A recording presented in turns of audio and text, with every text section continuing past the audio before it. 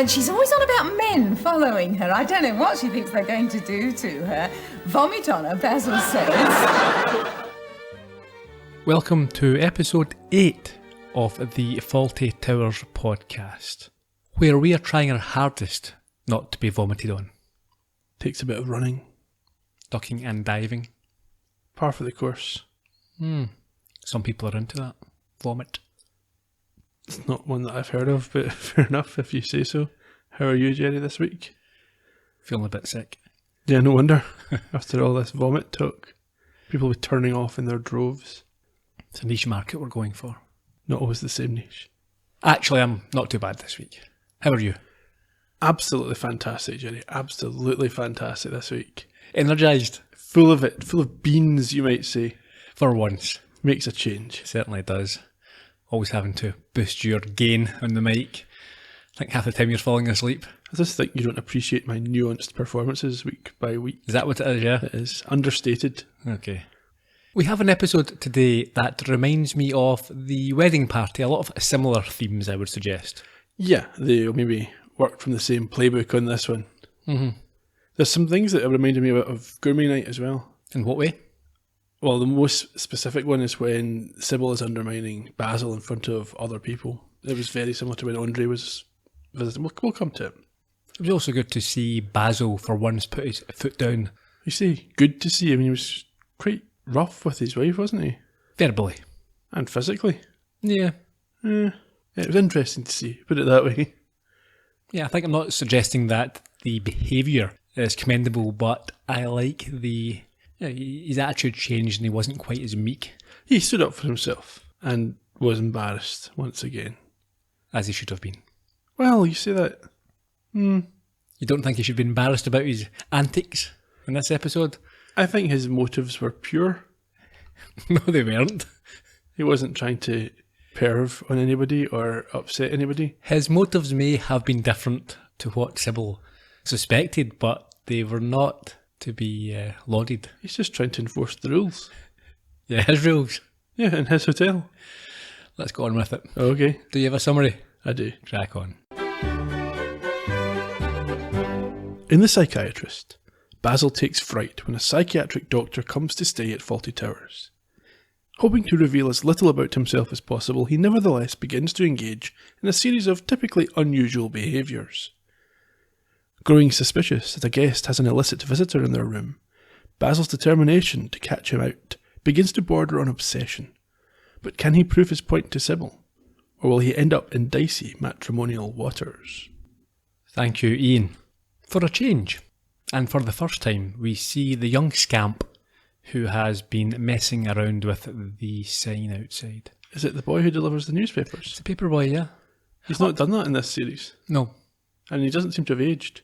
He's a different actor. Oh, okay. It's the same character. Yeah. Fair enough. And he's changed it to say watery fowls on this occasion.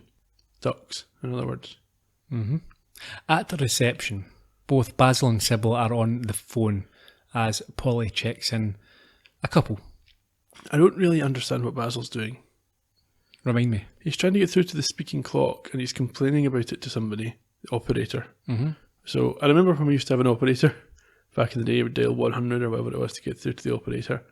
But why is he trying to set his watch to the speaking clock? Is that what he's trying to do? Or set the hotel's clocks to the speaking clock? Perhaps, yeah. But it's engaged. I remember when directory inquiries were free.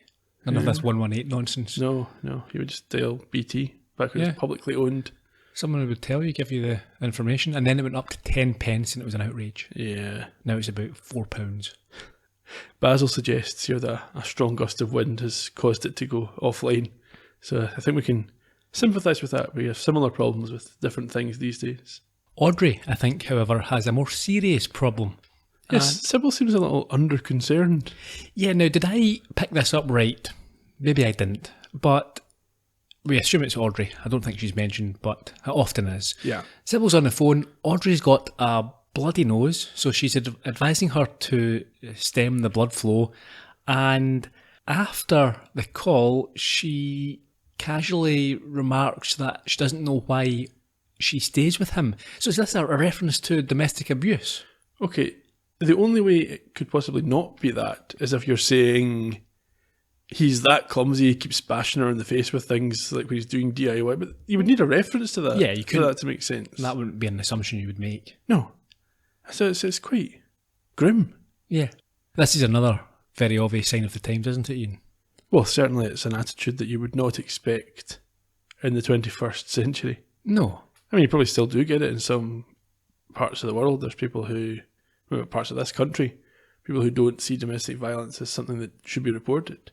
But that's a problem in itself. Of course. It wouldn't be what you'd expect the BBC to be putting out on a mainstream sitcom. No. I mean, these days, if there was reference to it, the BBC would have a helpline at the end of it for you. Absolutely. Perhaps we're reading too much into it. If anyone can suggest an alternative... innocent explanation. Yeah, let us know. That doesn't require mental gymnastics. In any case, Sybil is then quite obviously taken with the leather-clad and chest-bearing Mr. Johnson, who asks if there are any messages left for him. He's got 3. Yeah, she says he's a busy man and what is it, you only live once? She says you're only single once, and Basil shouts through that twice can be arranged. Yeah, that was a great response. He comes out and asks Sybil if they have enough bananas this week. So, without hearing what came next, did you already remember what he was referring to? Yeah. So, I didn't remember when I was watching this back the first time. And I wondered, is he referring to the fact that his trousers are really tight? Is there a banana shape in his pocket? Or is he referring to the fact he's dressed in yellow? But no. No, I think it's a dig at him being less evolved than the rest of mankind. A primitive creature. Yeah, he's obviously very unimpressed. Again, this reminded me of episode 1. Okay, when Touch of Class. Touch of Class, yeah. You had what turned out to be the cop. Yeah, no, it's a certainly similar presentation of the guest. Basil, once Mr. Johnson leaves, is quite scathing about his attire, in particular his jewellery.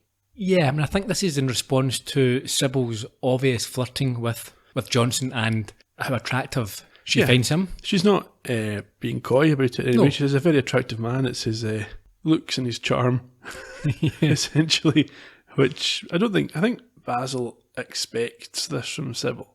I think we talked about this in season 1 when they have a go at each other in this sort of way. It's not shocking to them.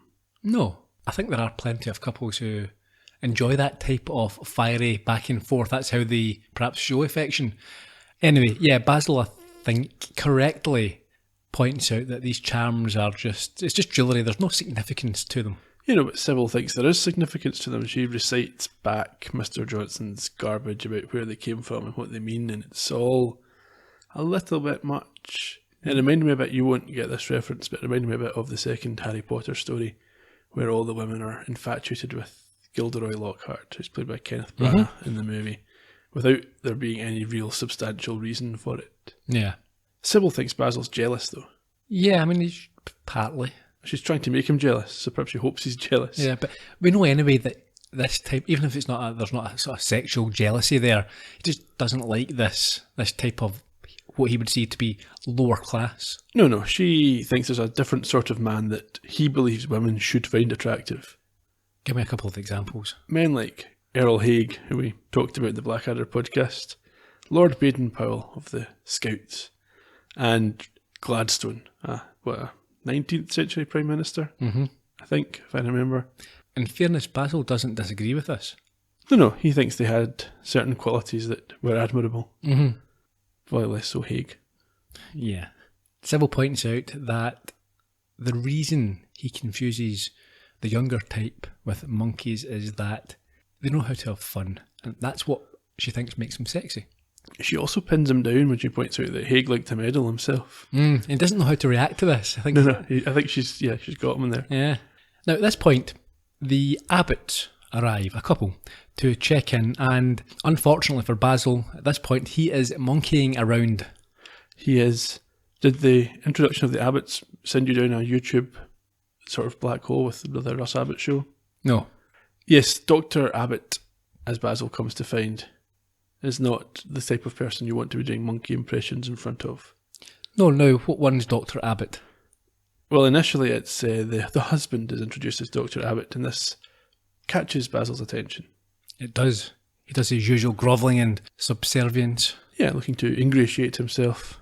But he, as you say, he's confused. How? Why? Well, because he's told that there's 2 doctors, and he thinks it's maybe a double qualified gentleman. Until it's pointed out that, no, his wife is also a doctor, and at this point he thinks there are 3 doctors. Remarkable feat of mental gymnastics to get him to that conclusion. Yeah, you see, this highlights his dated attitudes and his sexism, because even in the late 70s, back then you had no female boxers, as an example. It would be unusual, but there's plenty of female doctors. It's like the old terrible riddle, the patient is the doctor's son, but the doctor's not the patient's father. Mm-hmm. Basil is happy to assist Manuel with taking the abbot's bags up to their room. Yes, and as he does so, Johnson reappears for Sybil to confirm that his lucky mother will have to share a room with him, as there has been no cancellations. I think he was looking for an extra room for her. Yeah, and Sybil's called around other hotels. There's nothing there either, but this is a very creepy intervention from Sybil. In what way? Well, on learning that Mr. Johnson's mother will be sharing his room, she says, "Lucky mum." Yeah. Well, what does she think? What does she think? It's a joke because she finds him attractive. But it's his mother. Yeah, but it's not in front of his mother. It's weird and creepy. It's not creepy. It's offensive. Nah. I think the man would be creeped out by this. I would be if someone said that to me. I don't think so. No, I think so. Okay, let's move on. At this point, Sybil continues to be creepy and rude by talking to him while he's on the phone. Yeah, she's very inappropriate. He is calling up one of his friends, I think, and she fawns over him and his charms and goes on to a bit of a monologue about her mother. Yeah, we heard a bit of it at the top of the show, which talks about her having more of the death force than the life force. Yes, and all the phobias that she has, and it's clear that Basil doesn't like her in the good old-fashioned comic tradition of the horrible mother-in-law. Yeah. But as we can hear here, Sybil, I don't think, is very partial to her either. No. Eventually, Johnson has to ask her to give him a minute so he can actually speak to the person that he's calling. Yeah, I think he finally gets through to his pal, and at this point Basil comes down, and Sybil has a dig about his mistake with regard to the doctor. Yes, and he goes on to list the attractive features of Dr. Abbott, the female one. Yes, suggesting that Sybil should perhaps take a leaf out of her book in terms of fashion. Basil's very much of the view that these are the sort of guests they like to have. Oh, of course, yeah. Unfortunately, they then witness him doing yet another monkey impression. Yeah, this is after him. I think he makes the point that they have both ends of the evolutionary spectrum staying at that point. Yeah, it's like the front cover of the Darwin book, when it goes from one to the other. Maybe he's pegging Mr. Johnson as the missing link. Yeah. He is then put in an even fouler mood by Johnson, who is happy to lend the Abbots his guidebook. Yes, what's on in talking? Yeah, it's one of the world's shortest books. What? One of the world's shortest books. Like the Wit of Margaret Thatcher. Or Great English Lovers. Oh, it's very funny, isn't it, Basil? Are you taking dinner here tonight? Sorry? Are you dining here tonight, here in this unfashionable dump? I wasn't planning to. No, not really your scene, is it? I thought I'd try somewhere in town. Anywhere you'd recommend? Oh, what sort of food were you thinking of? Fruit or...? Anywhere they do French food? Yes, France, I believe. They seem to like it, And a swim would certainly sharpen your appetite. You better hurry. The tide leaves in 6 minutes. Excuse my husband's sledgehammer wit, Mr. Johnson. There is a very nice place, La Pomme d'Amour. Oh, La Pomme d'Amour, the apple of love. Yes, in Orchard Street. Or that ancient Egyptian place, the Golden Dog something. Do enjoy yourself. We'll see you later. Thank you. I have had it up to here with you. Oh, dear. You never get it right, do you? You're either crawling all over them, licking their boots, or spitting poison at them like some Benzodrine puff adder. Just trying to enjoy myself. Sybil really nails him there. Yeah, Spot on. I do like his response, though. What was that? You just heard it there in the clip. He's saying he's just trying to enjoy himself. Yeah. So he knows what he's doing in many of the cases. A little bit of context in the Margaret Thatcher comment rather than saving it for later. Okay. At this point, when this episode was written, and even when it came out, she was leader of the opposition to James Callaghan, but she would very soon, I think within a few months, become Prime Minister herself and go on to ruin the country. Given her status as a sort of target of satirists and comedians over the decades that followed, it's quite interesting that they're even having a go at her before she's Prime Minister. Yeah. This warning from Sybil has changed nothing, as we next see him in the dining room all over the Abbotts, offering them a drink in the house, which they are happy to accept. Yes, also aperitif, and I think he says that Sybil and he will join them. He does indeed. Whilst he's away to get the drinks, Sybil serves them coffee, and when Basil returns, she humiliates him when he lies about becoming a surgeon. Yeah, you wonder, you can go both ways in this. On the one hand, obviously he is embellishing a little bit. And he's lying. You don't, it's not like something you'd say I was considering, but it's not something you can consider. He maybe deserves to have his bubble burst by Sybil. Yeah. On the other hand, she's humiliating him in public for no reason other than her own amusement, and that she thinks he deserves it. Yeah, but if he's constantly like this, then you can, if it's a one-off and the rest of the time you're a perfectly reasonable person, then yeah, perhaps harsh. But if you're always at it with these type of people, you get to a stage where you're thinking, yeah, this is... Yeah, she's trying to shame him in front of the guests so that he won't do this. For his own good, because they would know that anyway. If you say to a couple of doctors, I was considering being a surgeon, I mean, for a start, you don't contemplate being a surgeon. You might contemplate, studying medicine and then see where that takes you. But he needs to be stopped in his tracks for his own good. Sybil doesn't really handle it any better herself. She asks if they were in general practice. In fact, before she embarrasses herself, Basil gets another shot in by wondering whether paediatrics is the treatment of feet. I think that's podiatry. Yeah. In fairness, that's an easy enough mistake to make. Yeah. Well, yes, Dr. Abbott himself is a psychiatrist. It's strange to think that perhaps back then it was... I mean, was it? Or I don't think so. It was just Basil. It's just Basil. So Basil downs Dr. Abbott's port and goes off to get him another one because he's so shaken by this revelation. And while he's away, this is where Sybil lets herself down a little bit by suggesting that psychiatry is a new profession. And when she's put straight on that, she says it's only now we're seeing them on the television. It's quite meta. Yes. Basil hurries off to the kitchen where Polly and Terry are, and we see him peer nervously out at the three of them before calling through to Sybil to help deal with a problem, apparently. Yeah, he's warning her now about saying too much in front of a psychiatrist who might analyse them. Yeah, in fact, I think when he called her through, he says, you have to help me with a little problem. Nothing of a private, personal nature. He made that clear. We've even had, I think, Dr. Abbott herself mentioned Freud, and I think the contemporary sort of common view of Freud's version of psychiatry is that everything comes back to sex. Yeah. So this is what Basil's referencing, I think, with a lot of these comments. He is certainly extremely agitated and now quite manic as he tells Sybil and the rest to take it easy. I did enjoy Terry turning the tables a little bit there, telling him to take it easy, leading to a diatribe or more of a monologue from Basil about how he doesn't pay him to tell him to take it easy, he pays him so that he can tell him to take it easy.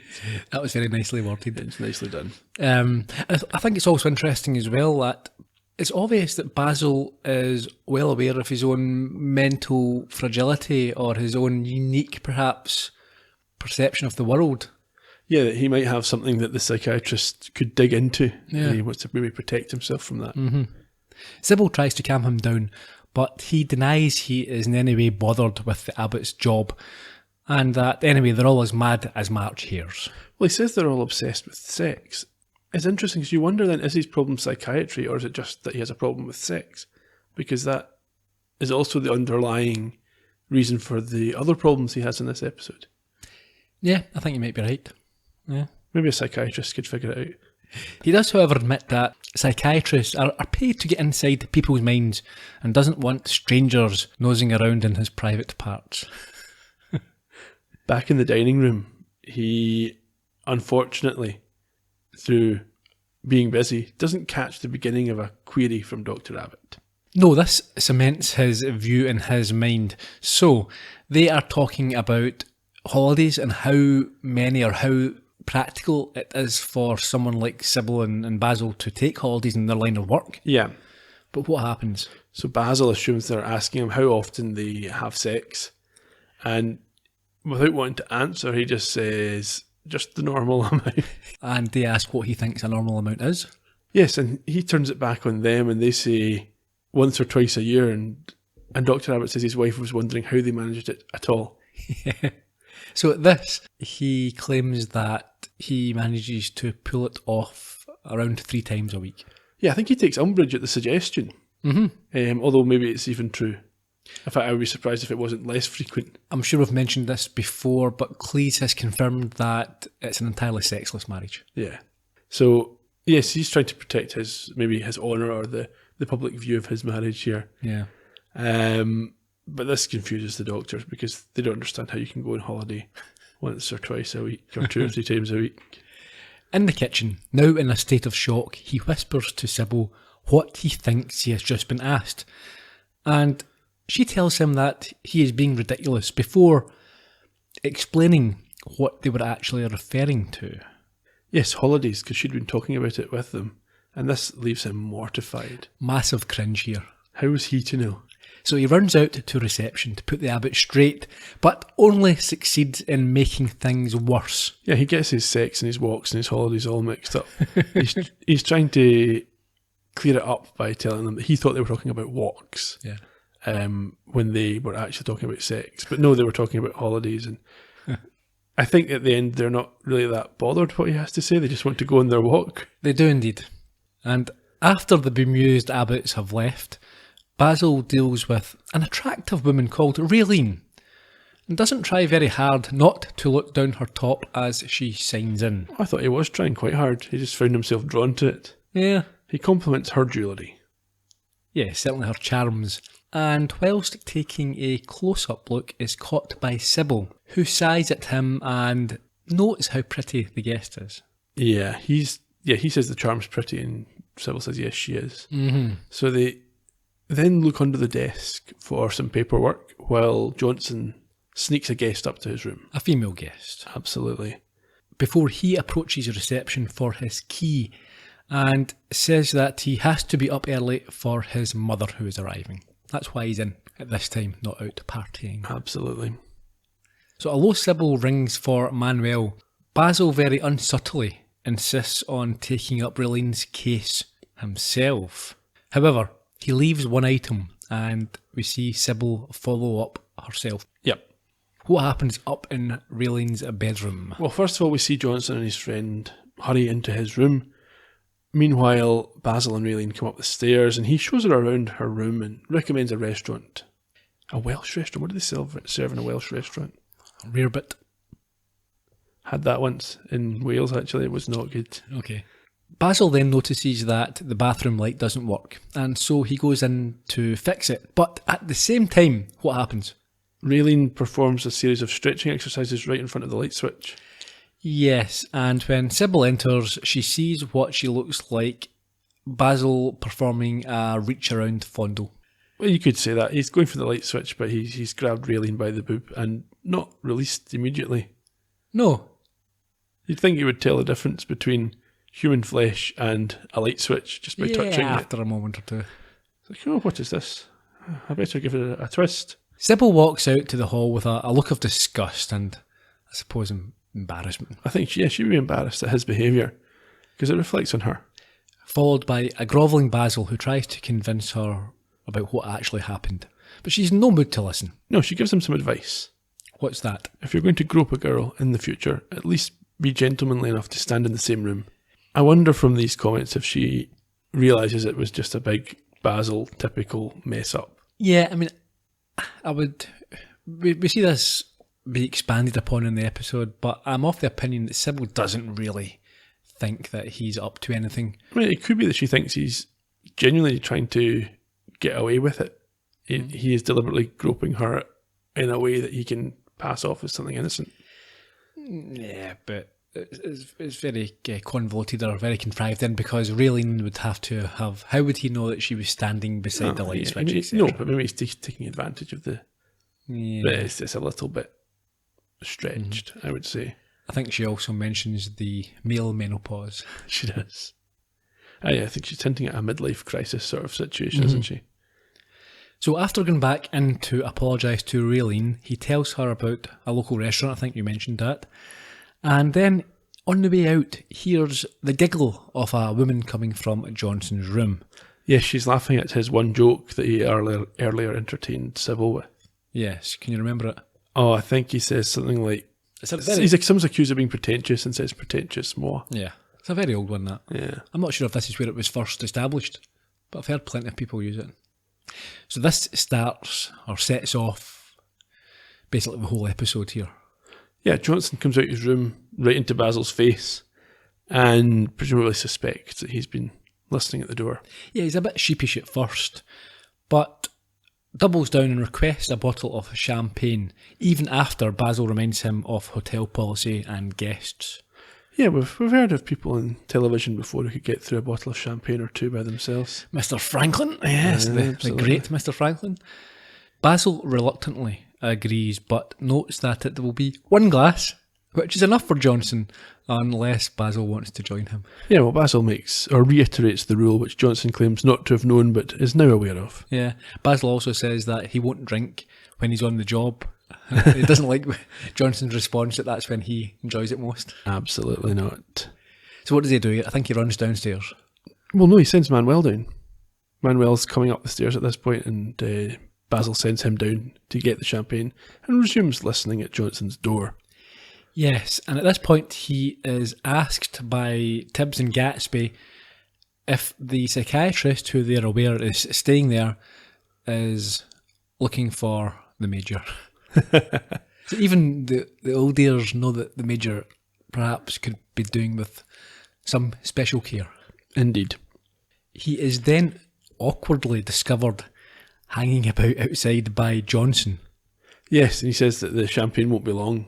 and then resorts to entering the Abbott's room, which is at this point unoccupied. Well, he knows they've gone for a walk. Yeah, So he thinks he won't get caught by Johnson if he's listening through the wall. this is very dangerous. I mean, you've no idea how long the Abbotts are going for a walk. It might be a 5-minute or just a breath of fresh air. Yeah, but he thinks he's only going to be a minute until Manuel comes back with the champagne. Yeah, fair enough. Highly dubious, if not illegal, this entering of rooms for these type of purposes. Absolutely. And when he's caught by the returning Abbotts, he does this thing that you see a lot on television but never in real life, of people testing the walls by tapping them. Yeah. What is it he's looking for? Hollow points? Yeah, I think that's what it is. You're cupping your hand. Did doctors not used to do that as well? Who knows? Yeah. Maybe the listeners will remember. I would have thought someone of your vintage might have had a recollection. That was the filthiest look of our podcasting history. Moving on very swiftly. Yes. Manuel arrives with the champagne, but as Johnson has locked his door, it soon ends up on the floor when Basil tries to barge in, causing Johnson and Mr. Abbott to see what the noise is. Yeah, Abbott's come out just before Manuel arrives, and Basil's had to pretend to be tapping on the door to Johnson's room instead of listening at it. It's all very unfortunate. And he, of course, is blamed. Manuel, that is. Of course he is. He's given a racial abuse as he's sent packing to get more champagne.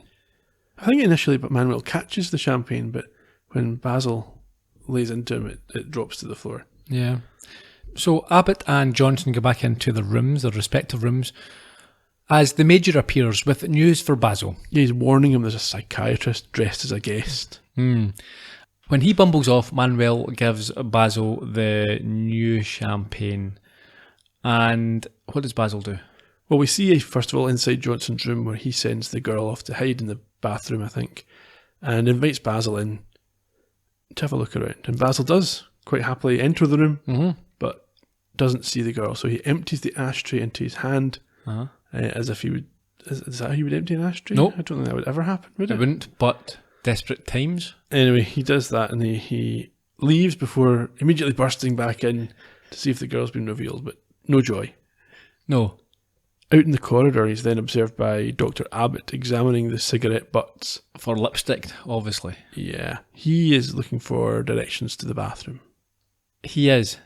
And after he provides these directions, he gets in much more trouble when he decides to be very creepy and let himself into the sleeping Raylene's room to try and listen through her wall.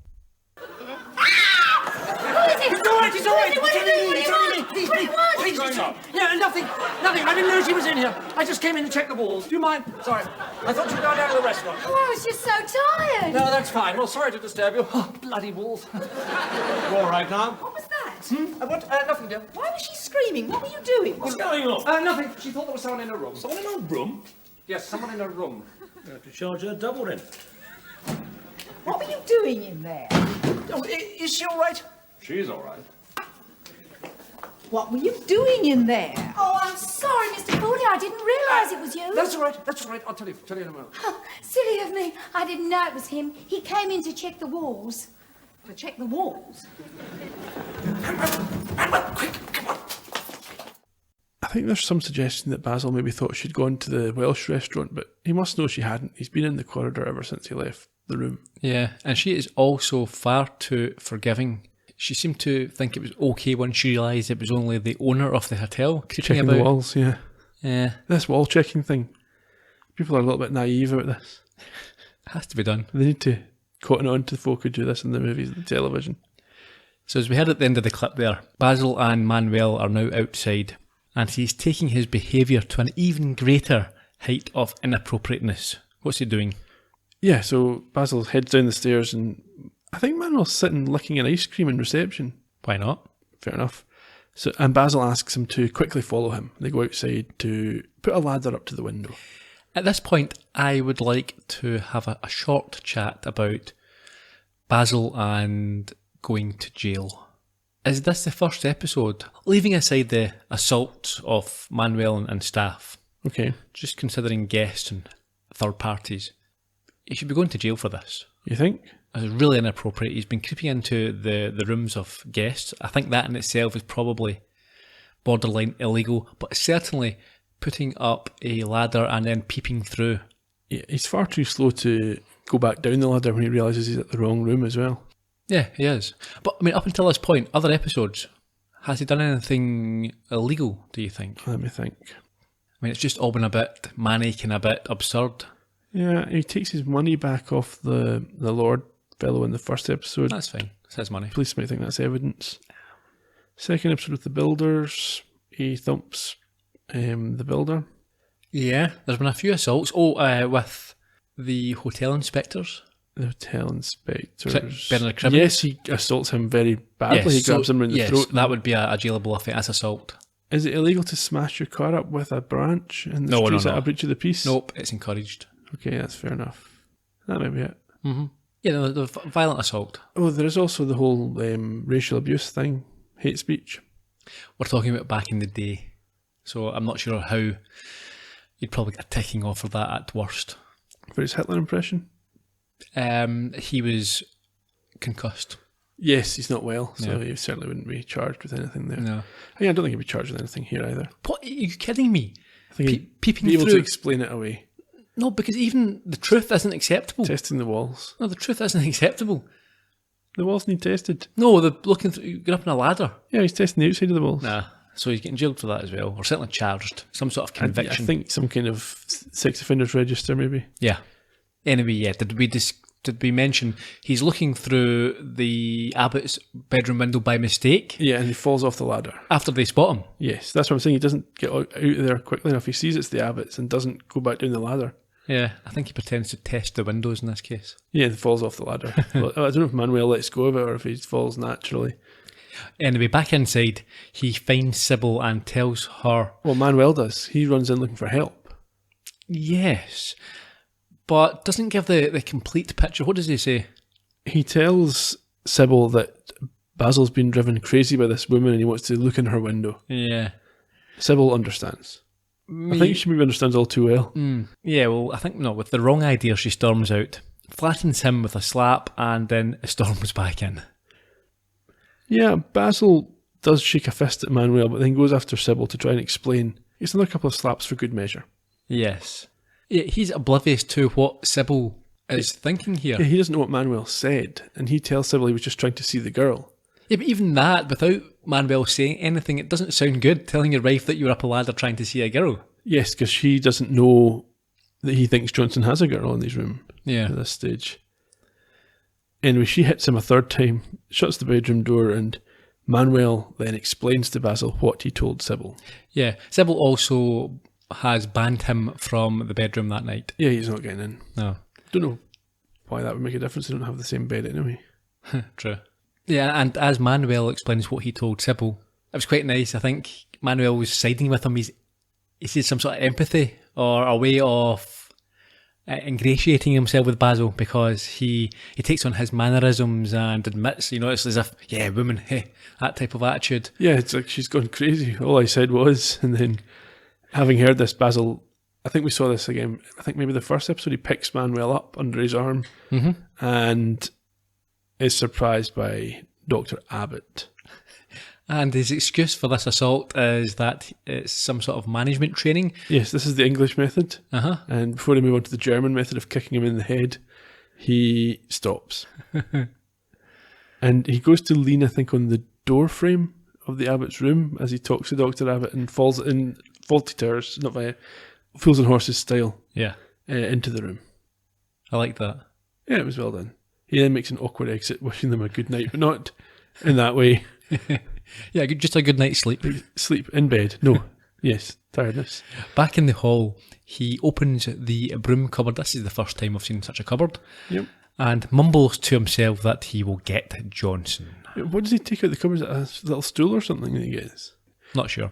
He doesn't go into the cupboard at this stage. He just, I think, retires to the top of the stairs. Yeah, it's the next morning, and we see Polly with breakfast, and she finds that Basil has been staking out Johnson's room all night. He's still awake. He's not drifted off.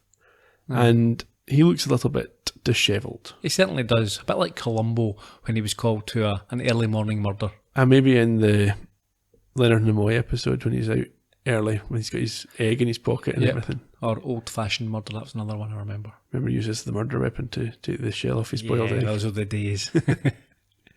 He takes Sybil's breakfast from Polly, and after getting his foot in the bedroom door, forces his way in and tries to explain what's happened. Yeah, that's somewhat forward of him, standing up for himself a little bit, but Sybil is really not interested. So Basil says he's going to prove it to her. Yes, by finding the mystery girl. In Johnson's room, there is a knock at the door, and so his girlfriend goes to hide in the toilet again. Yes, and it's Dr. Abbott who's come to the door, and she's returning the guide to Turkey. She is. However, Basil hears her female laugh, and so thinking that he has finally got them, he hides in the cupboard, and when the door opens, pounces with a broom aloft, claiming that the game is up. But what happens? Well, he has to accept that he's made a mistake here, and he says, though, the game pie is on the roof. Yes, I think Mr. and Mrs. Abbott came out of the different rooms, and a little bit Blackadder-ish. A little bit. And in fact, very Blackadder-ish. Although, Blackadder before is, Blackadder, he goes on to start dusting the floor with the broom, or brushing the floor, I suppose, if it's a broom. A broom, yeah. Mm-hmm. Old school sort of wicker type broom. Yeah. Anyhow, the Abbotts head off for their walk and note that there's enough material in him for an entire psychiatric conference. Certainly would be. And after putting the broom back, Basil somehow manages to get his hands covered in some sort of tar. Now this is the only... I think this is very contrived just for the what follows. I mean, why have they got a large... It would have been easier had it been perhaps some sort of white paint. Anything. Yeah, but it looked like tar. Why are they keeping a tin of this unopened in a broom cupboard? What could you be using that for? Fixing the roof? I don't know. Yeah.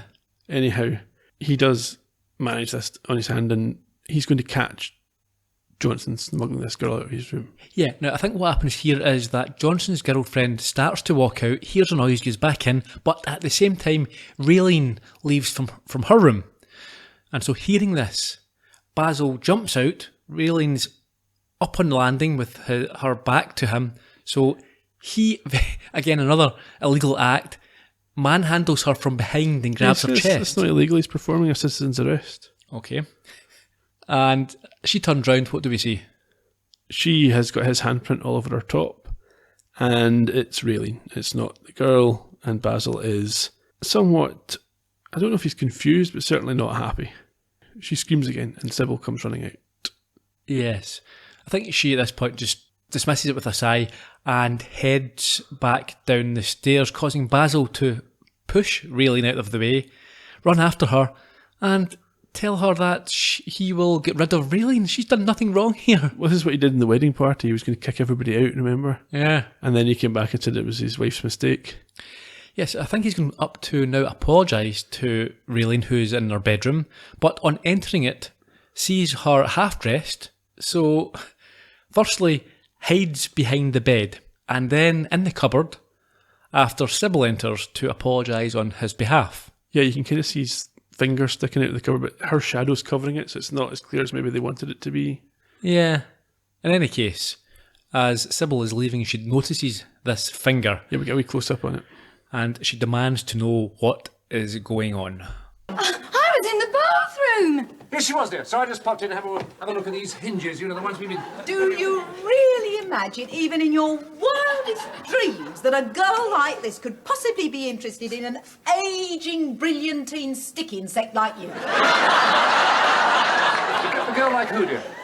This one, Basil, the one you've been chasing ever since she arrived. My dear woman, have you got out of your mind? What are you doing in there? Look, you know the trouble we've been having with these hinges, right? Well, all right, if you really want to know, I came to apologise for the incident just now when I thought she was the girl in Johnson's room. You remember when I put my hand on the...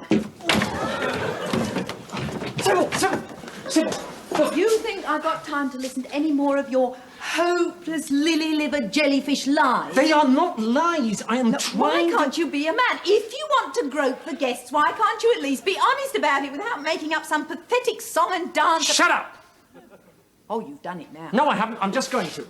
I'm fed up with you, you rancorous, quaffered old sow. Why don't you swing the donuts out of your ear and get some sense into the dormant organ you keep hidden in that rat's maze of yours? There is a woman in that room that Johnson smuggled in last night, right? That's the woman I've been trying to get hold of. Right, stand there, and watch. Brilliantine hair softener for men. I think you told me it's in Brill Cream. I'd imagine that's where Brill Cream's the brand of this generic substance, yeah. I did find this quite strange. I don't think if Basil said to Sybil, I want to grope the guests, she would take it any better. No. So the honesty that she's asking for would not satiate her. Yeah. Basil's quite this. He actually physically manhandles. So we talked about this a bit at the very start of the episode. Mm-hmm. He puts her in the corner. No one puts Sybil in the corner. He does. He physically puts her in the corner there. Dirty Dancing now. I know exactly what you're saying. Okay, yeah. Carry on. And he goes to knock on Johnson's door. Yes, to ask if he wants any more champagne, before going on to accuse him of having a female company, which Johnson admits. Yes, Mrs. Johnson's in there. His mother, yeah. Basil... Not the late president's wife. Yeah, Ladybird. But Basil asks if old Mother Johnson's popped up for a quickie. Again, same sort of accusations that Sybil was hinting at with her lucky mum thing earlier. But it is indeed Johnson's mother, and Basil has to change his tune very quickly. He does. Did you like him demanding to see this bit of crumpet? Yes, I did. Yeah, so she appears at the door, and as you say there, yeah, he goes from aggressive to apologetic and embarrassed. And as he does, Sybil, Tibbs, Gatsby and the Major all go from spectating to marching down the stairs in disgust. Their head, yeah. As the crowd disperse, he crumples into a leaping ball of cringe. As he does this, the Doctor's Abbott return, and Dr. Abbott, the psychiatrist, says, I'm on holiday. As in, I don't have time for this. I'm not getting involved. Is that what he said? I'm on holiday? Yes. I thought he says, take a holiday. No, he says, I'm on holiday.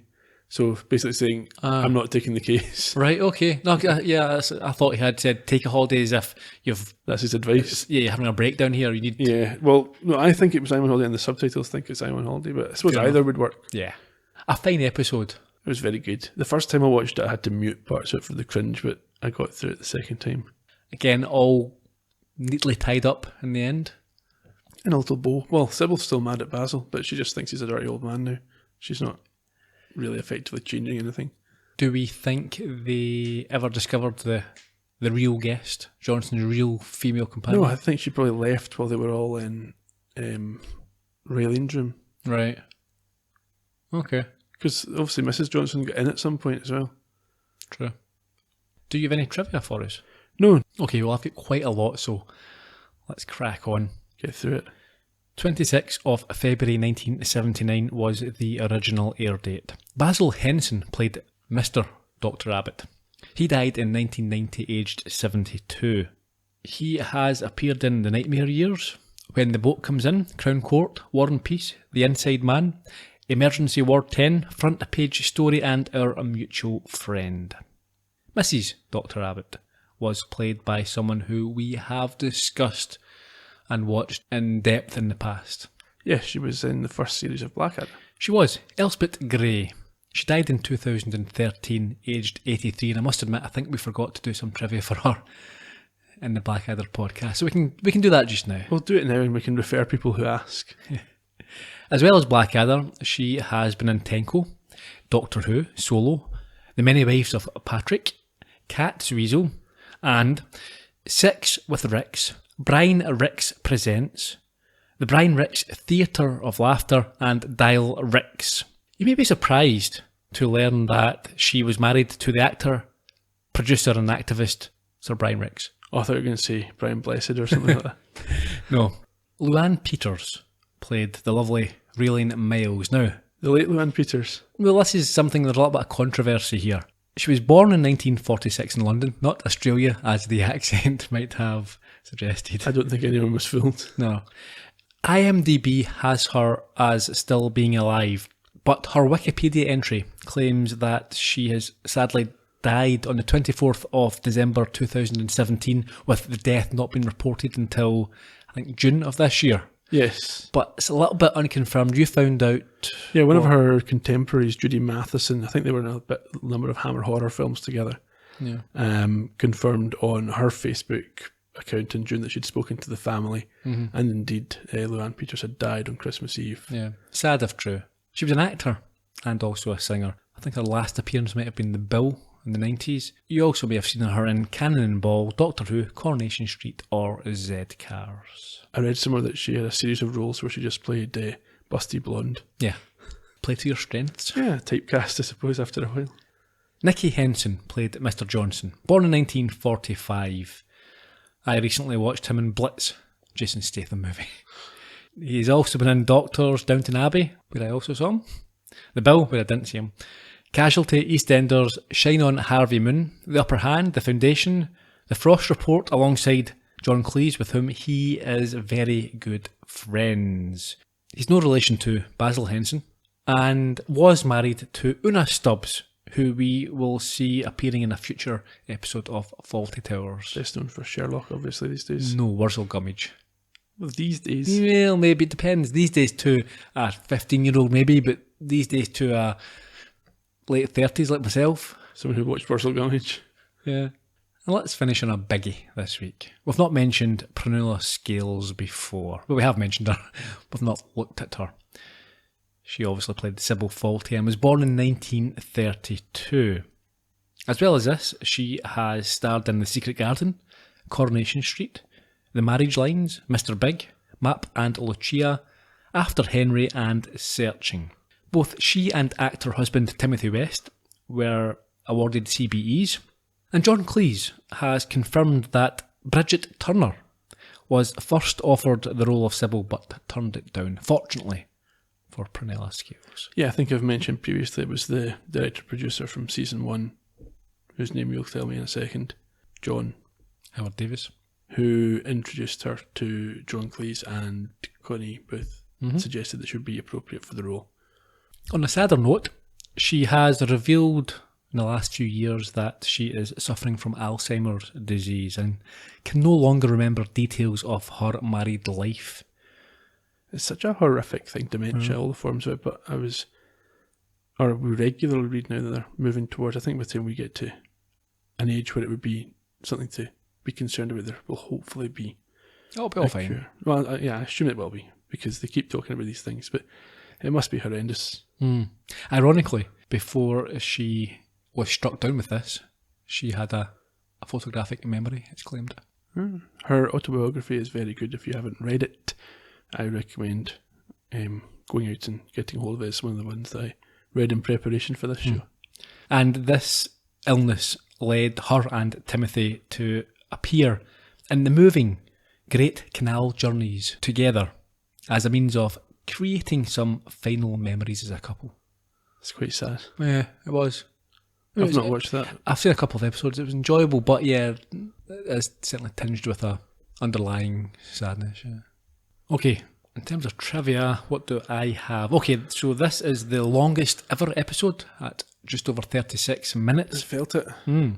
Amy Delamain, who played Mrs. Johnston, she died in Denville Hall. We've mentioned that before. Regularly. And Imogen Bickford-Smith. The girlfriend, yes. Yes, she was in A Fish Called Wanda and The Meaning of Life with John Cleese. Your favourite scene this week?